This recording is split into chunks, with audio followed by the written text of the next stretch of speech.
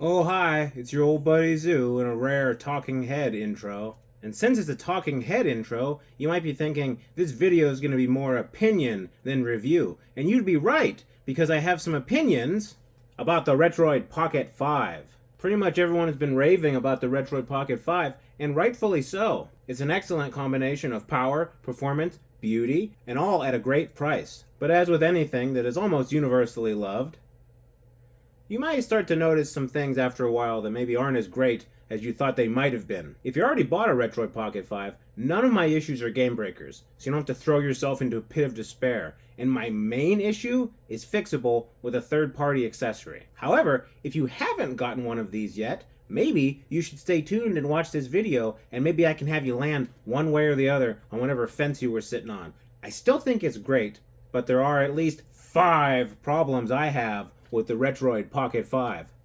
First up, battery life. Even with updates, you are still losing a lot of power in sleep mode if you have an emulator running when you shut down. Now, I've updated the firmware on here twice, and there has been some improvement. I'll give them that. I think most of the improvement I saw came with, the first patch.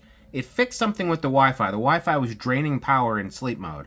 But even subsequent patches and updates, I haven't really noticed that much of an improvement. And keep in mind, this is a retail model, right? I bought it.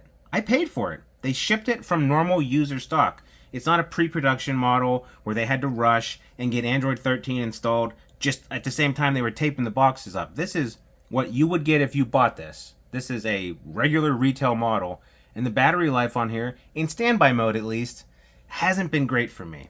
It's not noticeable in some cases. Like if you're playing lower end emulators, like through RetroArch, not a big deal. Or like I've been streaming Yakuza through Game Pass because it's the Game of the Month game this month. That Xbox Game Pass on here, I hit the power button and I turn it back on 8 hours later, and I've only lost maybe like 3 or 4 percentage points. That's fine. However, if I'm trying to play Yakuza on here on PS2 and I'm using Aether or Nether and I'm running it at 2x resolution and I hit the power button, heck, I might lose 30, maybe 40% of my battery by the time I get back to it, maybe 6, 7, 8 hours later. It just needs some optimization.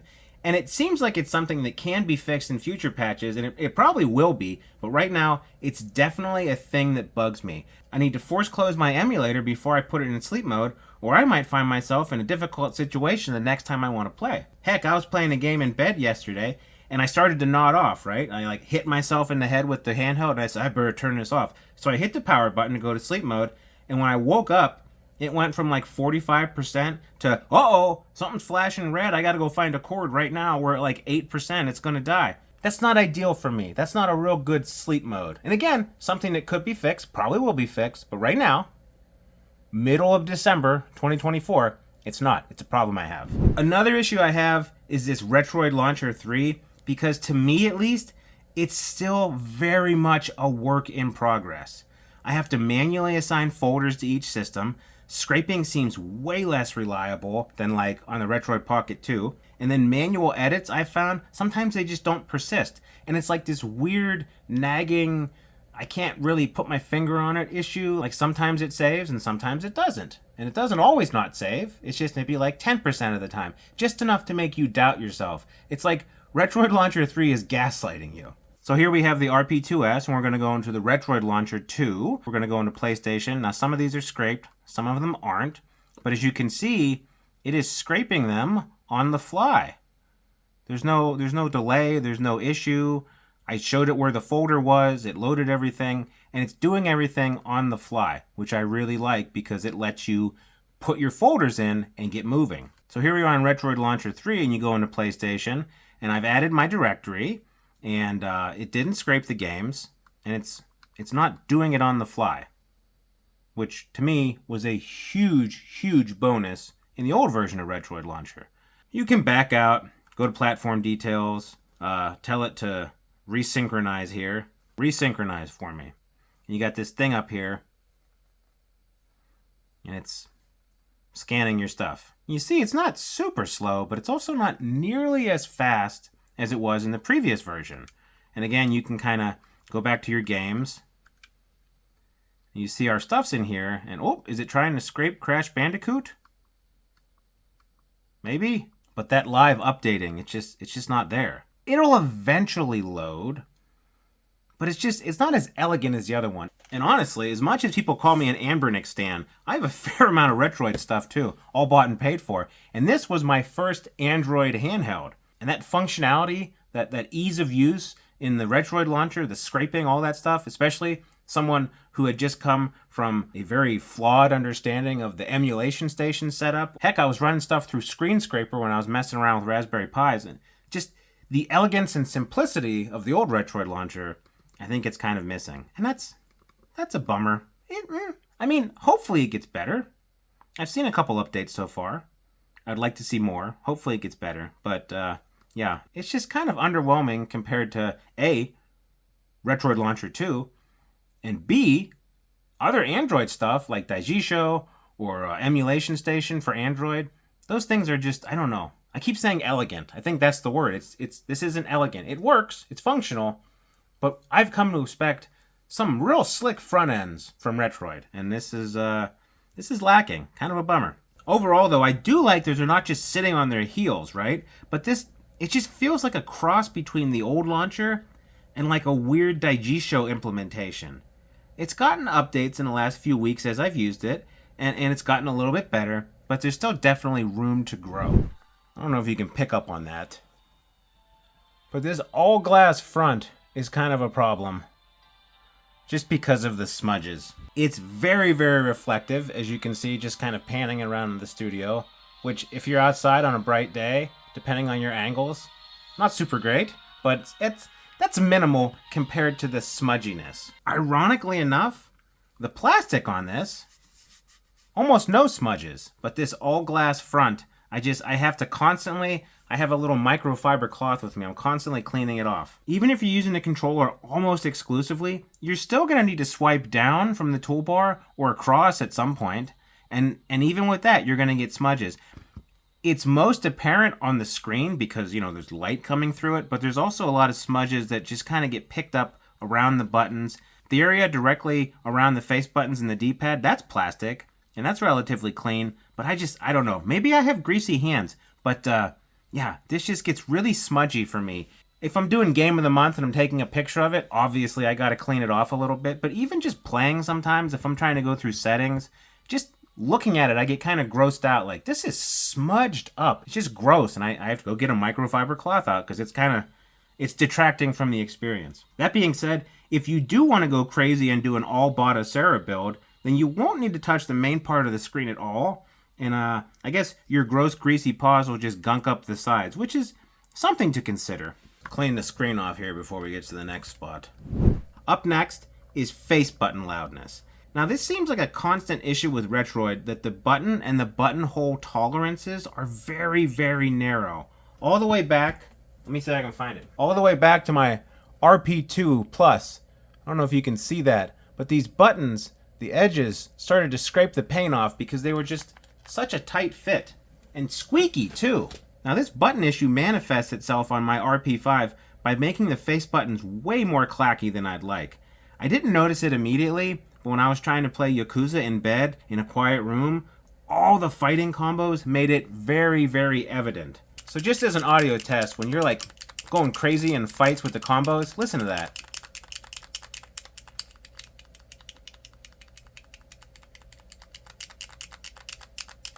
For comparison, here's the Powkiddy V10.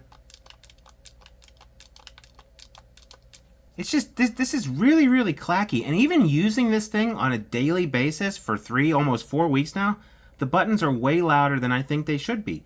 Again, this is a personal preference issue, and some people like clacky stuff. I like a clacky keyboard myself, but I also tend to play games after getting my kids to bed and after my chores are done. So I'm propped up in my bed in a dark room, and it's just a little loud for that environment. It's not the end of the world, just loud. Speaking of these face buttons, it's time for my biggest gripe. Now this is probably going to bring out the keyboard warriors to battle in the comments, but I don't think this handheld is as ergonomic as I thought it was going to be in my first few days with it. It does have little butt cheeks, which honestly is a big plus compared to the Retroid Pocket 4. I mean, there's definitely a little bit of a doot there for you to grab onto. But just after using this for a few weeks now, it's not enough for me. And it's honestly my biggest issue with this otherwise excellent handheld.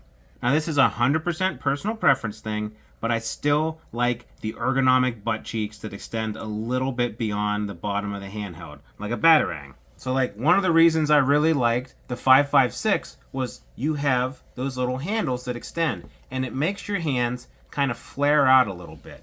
I mean, think about it. Pretty much every modern controller since the PS1 has these type of handles. They have actual handles for your hands to wrap around and grip.